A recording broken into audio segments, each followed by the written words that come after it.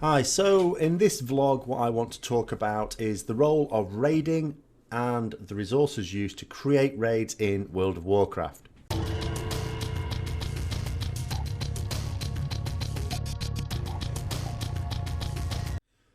Now the first thing to note is this is the third time I've tried to do this. Every time I have started talking, some bastard with a bandsaw has started up just outside.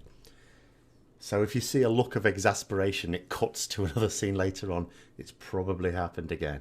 But yeah, what started this off was, of course, the Watcher, or Ian Hazakostas. I prefer just saying Watcher, because I prefer to use the call names of the various people that work at Blizzard, who is the new assistant director for Blizzard. And he's just a throwaway comment in his Legion beta preview.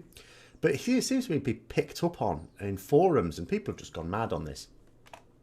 So I thought it was worth a bit of discussion. And he basically said that raiders form the minority of the player base. Thanks a lot for that, Captain Obvious. But some people behaving as if this was not common knowledge, as if suddenly the cat's been let out of the bag. Really? Okay. Now, there's been a couple of sort of debate, or there's been several little posts actually have all sprung up. But the two main ones, I think, one of them is someone who's basically, both of these are basically people who, the ones who started them at any rate. And I don't judge like the quality of a debate by whoever starts it, because they may or may not have a good point. But sometimes you get like more sensible people discussing things later on in the thread. And in both these cases, the original posters may well be just trolls. Because what I always say is, if you're going to criticise someone for doing something in a particular way, that's absolutely fine. But if you don't have a better way of doing it yourself, even if it's not a better way, but if you don't actually present, this is how I would do it, then you are basically just a troll or an idiot or both. And in this case, neither of them had a better way of doing things. But the first one is, if raiders are such a small part of the player base, and I don't actually think we are small, it's just a minority. Minority doesn't mean small. I would say maybe 20% of the player base. And you might think that is small, but actually consider this as well. When you sort of talk about if it is 20%, and that is across all different forms of raiding, by the way, then people might have in their heads, oh, so that means 80% of players are just stuck in Warspear, either queuing for Ashran or something like that, or just stuck in their garrisons doing sod all. Not necessarily. I don't know what it's like in WoD, but there was some mention some years ago. I think Blizzard said something about there are actually a ridiculous number of people who are players, they're classed as part of the player base, who just don't get characters to level cap. You know, and they level. And it might just be people who just play for a few hours a week. Like literally, when we say a few hours a week, I don't mean like 10. I mean like maybe just 2 or 3. Some weeks they might not play at all. Can you hear that plane? Is the airport trolling me now? I hear a plane. And some people might think this is a bit bizarre, especially as it's a subscription-based game. Why would you pay a subscription? And sometimes you're not even playing it. You have to understand where different people are coming from. Now, if you take me, for example, I have a number of subscriptions to MMOs. I have 2 for World of Warcraft. I have 2 accounts for World of Warcraft. I also have an active subscription for Lord of the Rings Online. I haven't played that in 2 years. I have one for Star Wars The Old Republic. I haven't played that since last year. And I don't have a character level cap. I am like one of those players but for World of Warcraft. In Star Wars The Old Republic, I have never got a character to level cap. Never done it. Still have an active subscription. When I play it again at some point, when I've got a bit of time and I fancy playing it again, I'll have a load of cartel coins to spend on the online store. I have an active subscription for Elder Scrolls Online. I played that a couple of weeks ago for a few hours. But before that, I haven't played that for a very long time. It came out 2 years ago, I think, round about 2 years ago. I played it for a few months, got really into it, got sick of the bugs, got sick of the level, well, not even level cap stuff, those veteran ranks. Couldn't be arsed with it. Stopped playing it. Kept up the subscription. And why? Because it's not that much money for me. I mean, I don't exactly shovel money out of my window every month or set fire to it, but I don't mind wasting a little bit of money, if you want to call it that. And I suppose it is if I'm not playing the game. It's not much. It's like 20 quid at most that I'm spending on those things a month. And when I do want to play it again, if I want to play it for a few hours, I don't want to be messing about typing in credit card details or just putting up with the free-to-play aspect of the game. No, I want the proper full thing, and I don't mind paying for that. The same sort of, there's people like that for World of Warcraft. They don't mind. It's not a lot of money for them. Keep it on. They might not play it for months, but they'll still keep the subscription up. And there's a lot of people in that boat. I don't know how many, but Blizzard did mention this. And this was going back some years. Of course, the dynamic may well have changed now, but it still wouldn't be surprised. I wouldn't be surprised if there's still a lot of subscribers in that boat now. And when you so the main complaint was basically, okay, so if the raiders are in the minority, why is so much resources being put onto like raids? And I think you're making a couple of assumptions, or this person was probably making a couple of assumptions. The first thing they're making assumption is that just because only like so many, I'm going to keep saying 20% because I've done some rough numbers. I think it's about that. I've made assumptions myself to drive at that number, I have to say. Only Blizzard will know for certain. But you're, first of all, assuming that that the content is only accessible to that number. Yeah, because people talk about accessibility problems a lot. And there are some. And one of the next points I want to talk about is accessibility. And I'm all for increasing it. But it's fairly accessible to anyone who wants to raid, I would argue. The other assumption I think they're making is that somehow having raiding in the game stifles other forms of content. Now, I think that's the easiest to debunk, because what I would say is the people who are playing this game and are not happy with the content now, first of all, it's probably just because it's Warlords of Draenor, and at level cap content, it's been quite poor, with the exception of raiding. And I think that's what's maybe created them in this situation. I'm going to say raiders perfectly happy. I don't think raiders are perfectly happy, but we're happy with the raid scene. The raiding has been good quality. Yes, it's killed a lot of kills off, but there might be side issues with that as well. But the raiding has been good quality. It is the only aspect of endgame, because I think the leveling was good, that has been universally accepted as good quality. But these players will have started playing at some point in the past, you assume, and were happy enough with the content that they carried on playing and have now become long-term players of the game. And then I would ask, okay, so at that time, was the raiding poor quality? The answer is almost certainly no. I think we've had now basically 20, although we call this like tier 18, there have been, I think it's fair to say 20 raid tiers, because there were 2 raid tiers that weren't given the name. There was Anchorage in vanilla that was called like tier 2.5. It's stupid, really. And then there was Sunwell Plateau, which although used the same set bonuses for the tier gear as Black Temple and Hydral, was a totally separate raid tier and a worthy one as well. But they weren't given the number. So I think we've had really 20. But it doesn't matter. Only 2 of them, I think, have been poor quality. The rest have actually been really good quality.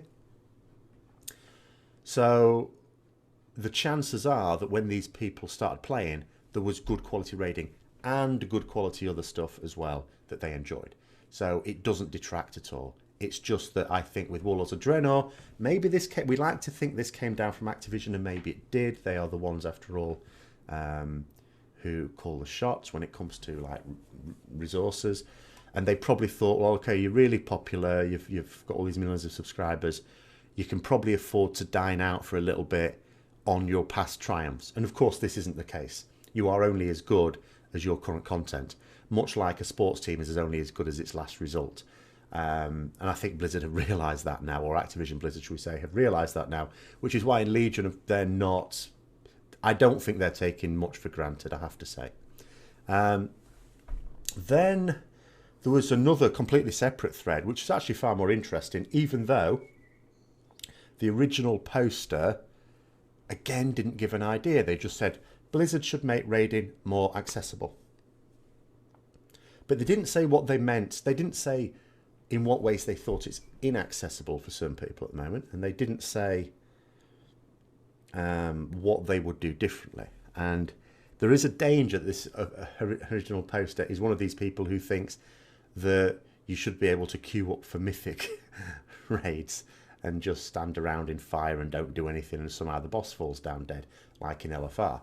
Because I mean that's the thing, isn't it? In terms of accessibility, we now have 4 different versions of the same raid.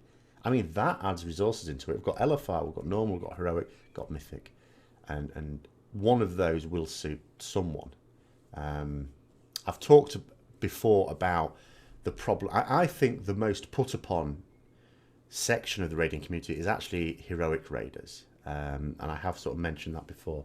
But just to recap really briefly, I think if you're sort of a really casual player, and so casual that you don't even really learn how to play the class and stuff like that, but you just want to see the content, it's more, because one really good thing about role-playing games, it doesn't matter whether it's an MMO or not, is it's like an interactive story. It's like reading a really good fantasy story, but you're taking an active part in it.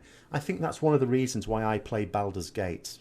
I usually play it through every year and a half, something like that, and it's because I think it's a really good story. I really enjoy it, and it's not passive like watching a film or even reading a book. It's more interactive. You're part of it, even though the story plays out the same way every time.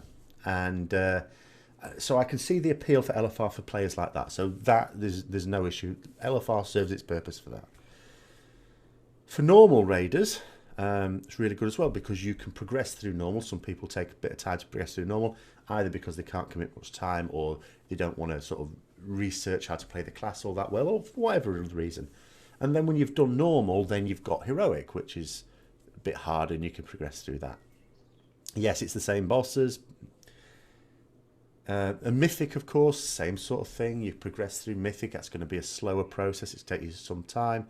Yes, when you get to the end of that, but you've got your achievements, and then you're farming it for mounts and stuff like that. Heroic raiders I feel most sorry for, because the heroic raiders may take a few months to clear heroic. But then what do you do? You can't... Very few guilds can go into mythic, because the way the system is... The way your guild will be set up to do heroics is not going to work for mythic. You need a totally different guild setup. But I'm not going to go too much on that. I've talked about that before. But... again, they talk about these different modes. I mean, surely that is accessibility. So I've got a really itchy nose today. Really accessible.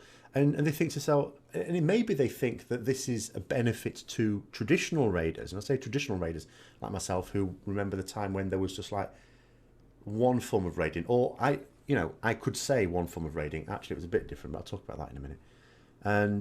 But it's not. I mean, for me, as a mythic raider, normal and heroic is a right pain in the arse. LFR doesn't matter to me.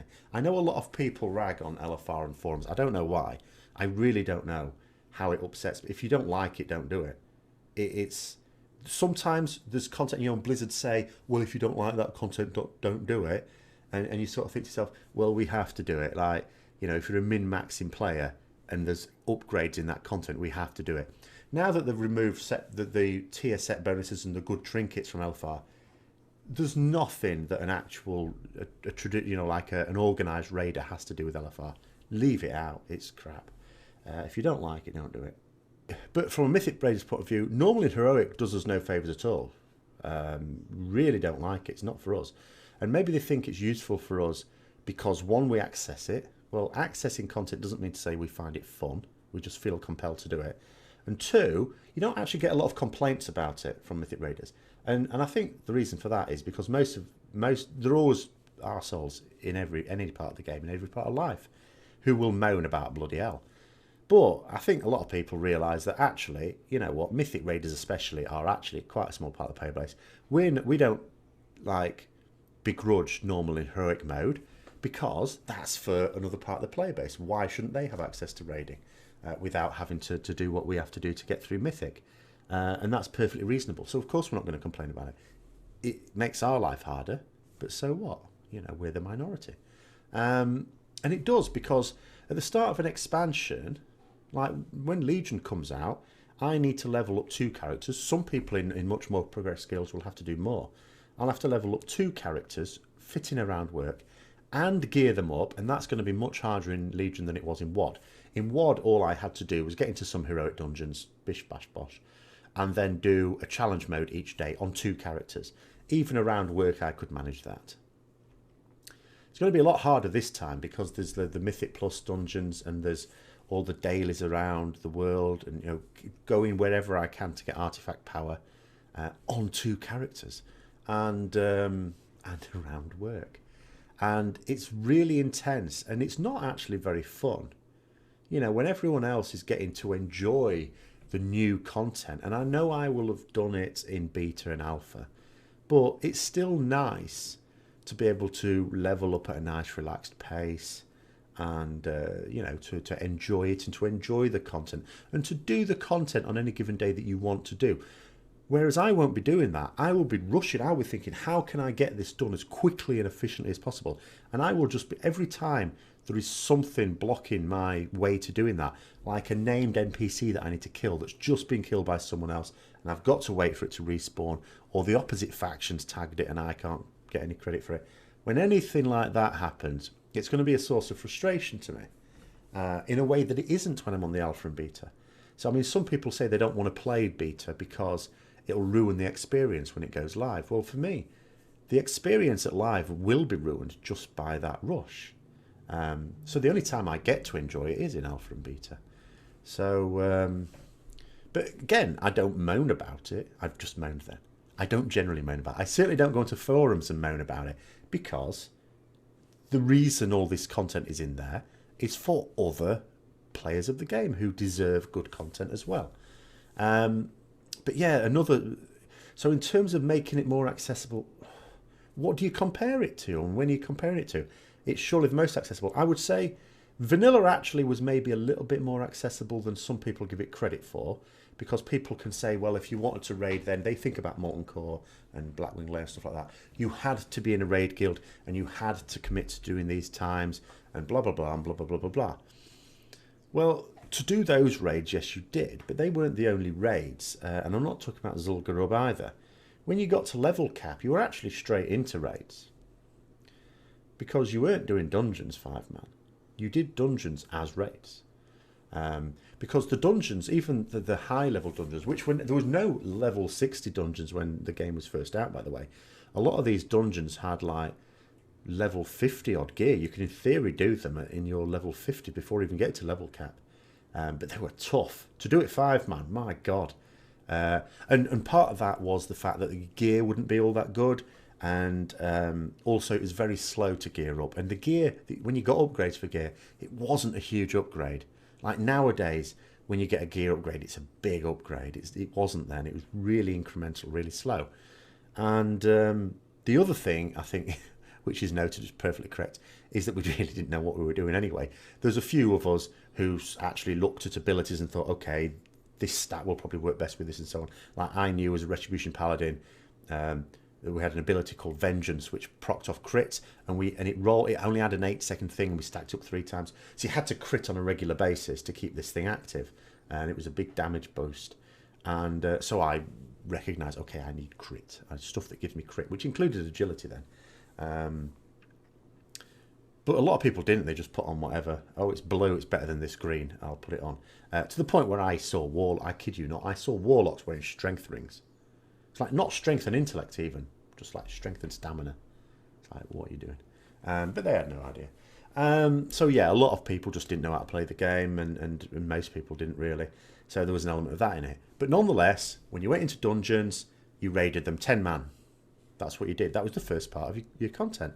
And that was part of your progression. So you did that. As soon as you geared up, you got your blue set gear, then you might start forming groups and doing them actually 5-man and doing the quests, because you couldn't do the quests in raids much like now.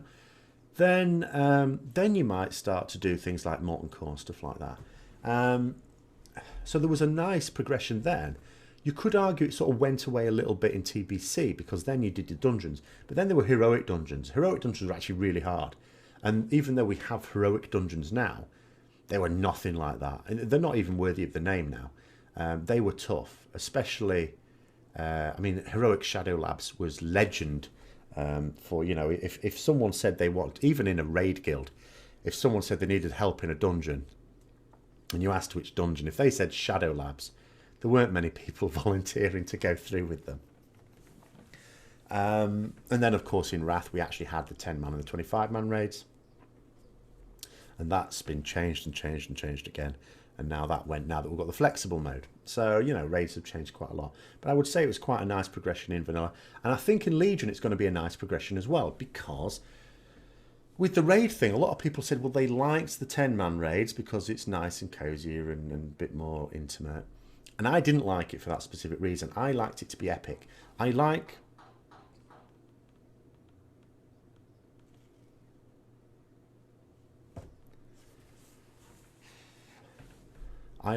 the two types of content. I like the intimate stuff as well. That's dungeons for me. You know, small groups, like small group of adventurers, you know, that's dungeon stuff. And then you've got, bloody hell. Then you've got the big army stuff. Now that for me is raids. I didn't like it when you went from 40-man to 25-man, and then certainly didn't like it when you went from 25-man to 20. It gets less epic. It's just less epic. Because for me, 20-man, I mean, that was Zul'Gurub. When you had 40-man raids, Zul'Gurub was your 20-man. That was your nice, you know, almost off-night content. You had a bit of a laugh. You know, you still had to treat the fights with respect. But it was nice, it was much more enjoyable, much more relaxed, blah, blah, blah. Yeah. Have a bit of a laugh, fewer people, all the rest of it. That's the core now. That's the hardcore stuff. Oh, my God. But the Mythic Plus dungeons, I think, are going to add a real serious amount of accessibility to it, because the complaint has been, well, to be to do raids these days you have to be in a guild, or you don't. You probably did. You don't now. You can just try and sign up, go onto the looking for group type thing, and see if someone doing the Hellfire Citadel or whatever a raid you want to do. There are downsides to it. Obviously, you are at the mercy of time. If you're, you know, it might take a long time to get going. You're at the mercy of someone in that group saying, actually, no, you haven't got this achievement or this amount of gear or whatever. And some people will complain about that, say it's unfair, I can do the raid. And it might well be that you can do. But you have to think about it from their point of view. You are asking a stranger to let you in their group. Said stranger just wants an easy run. They don't want to be fighting about and wiping. And you might not wipe them, you might know the instance really well. But they don't know that, and unless they're confident of that, why should they do anything for you, stranger? Hence the advantage of being in a guild where you can get to know each other. And then you are more inclined to, you know, put yourself to the hazard a little bit for someone you know, which what you won't do for a stranger. And then the other thing is you might be in this group for an hour while it's forming and then suddenly inexplicably get kicked from it without a word, probably because someone's mate of a mate wants to come in and you were occupying their spot. There is all those downsides to it, but at least the system is there to do that if you don't want to commit to a raid schedule. But you have to bear in mind I don't think people can complain about they haven't got, because people go, oh, I can't raid 5 days a week. Very few guilds raid 5 days a week, even at the top end. But if you're talking about like normal and heroic guilds, they raid like 1 day a week, a lot of them. Or the ones who are still progressing, that is. A lot of them will just raid 1 day a week. I mean, surely people can commit to that. And if you can't, a lot of those guilds as well don't guilt you with 100% attendance anyway. You know, just turn up to the weeks when you can and don't turn up when you can't. Flexible, you see. Unless they've got... Most of these guilds do not fill up 30 for their raid anyway. That's the whole point of the flexible. So I really don't buy that it's not accessible these days. I think... And I do question why people don't want to be in a guild. Because all you have to do... You're not committing to anything. Just find a guild that will... You know, if you can turn up, great. If you can't, doesn't matter. Because we'll still have enough to go anyway. I really don't... Unless they're really unsociable people. Or maybe it's people who are socially awkward who don't like that. But even then, you've got LFR. So that's what I'd say about that. But coming back to Mythic Plus, is you've got a system here. Now, if Blizzard get this right, this could go really right. This could be the saving of... Actually, it's a bit dramatic to call it the saving of World of Warcraft, but it absolutely could in terms of PvE. I think PvP has got bigger problems. But I don't talk much about that.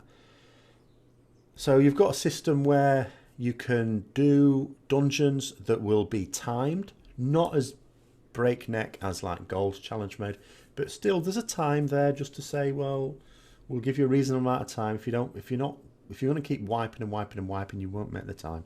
Yeah, use someone's keystone.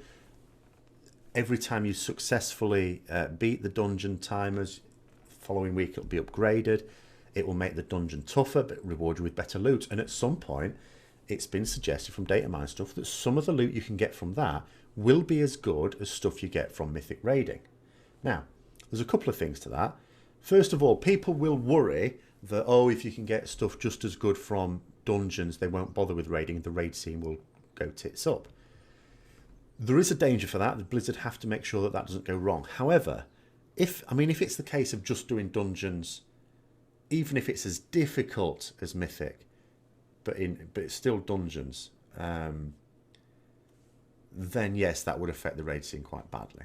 However, if it's just there is a chance to, in other words, it's like most of the time the gear you'll be getting, even at the very hard dungeons, will be like 10, 15 item levels below Mythic. But every now and then you might get something that is as good.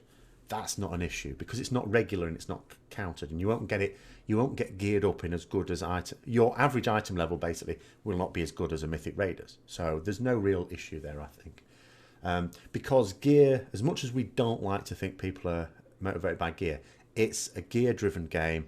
People absolutely are, and this is going back a long time. I certainly know this was the case in vanilla. It was very obvious. And the reason I know that is because on the server I started on, as John Nerob, I started almost exactly 11 years ago. It was early May, though. It was like last week it would have been out 11 years ago.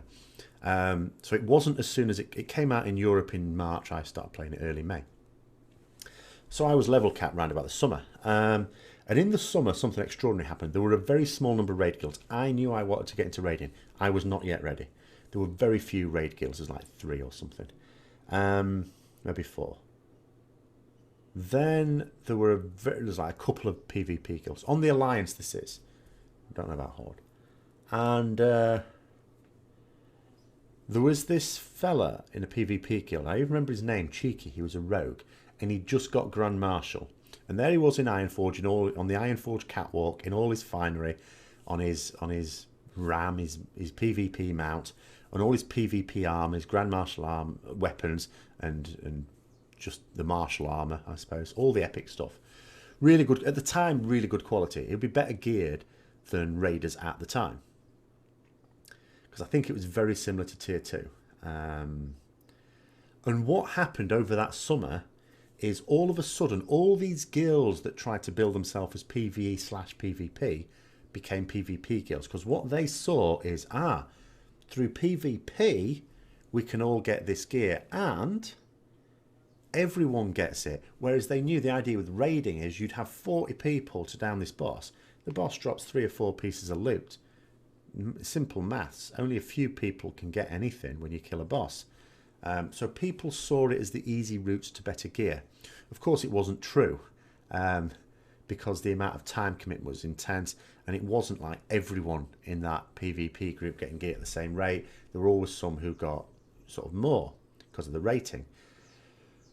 And there was a turnabout, I would say round about October, November, definitely December of that year, I noticed a big influx in people applying to our guilds, because by then, the raiders I was raiding by that point, we had better gear than the average PvPer.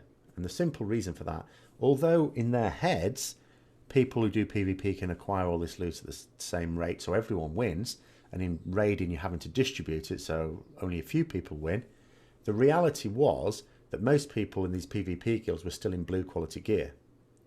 Whereas now, the people who were raiding were largely in epic gear. There were still some blues. Most raiders didn't have full sets of epic gear by this point, but you had quite a lot of it. And they started to look at that, and there was a huge influx of players suddenly wanting to get into raid guilds.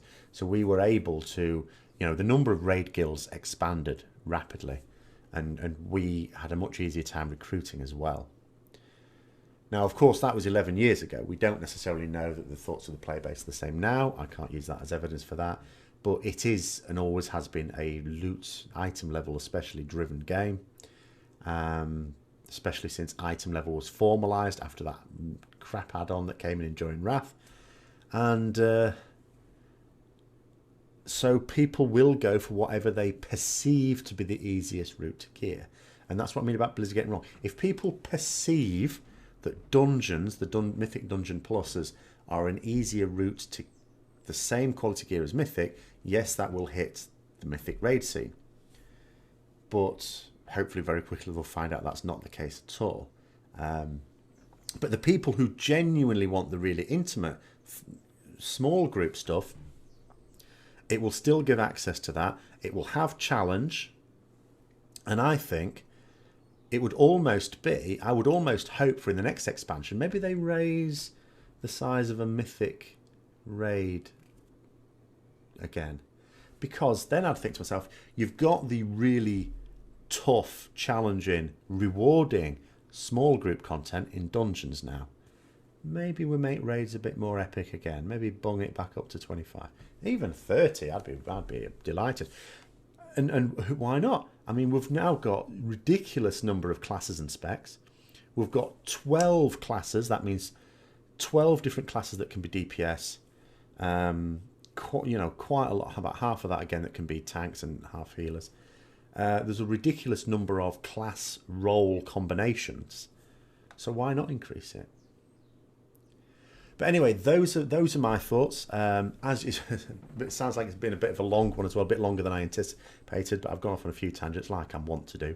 But I'm very interested in seeing your comments below. I know that my audience is going to be largely raid orientated because that's most of my content, but not everyone necessarily. So say what you think. And don't forget, if you've enjoyed the video, like, subscribe and comment. And until next time, I'll see you later.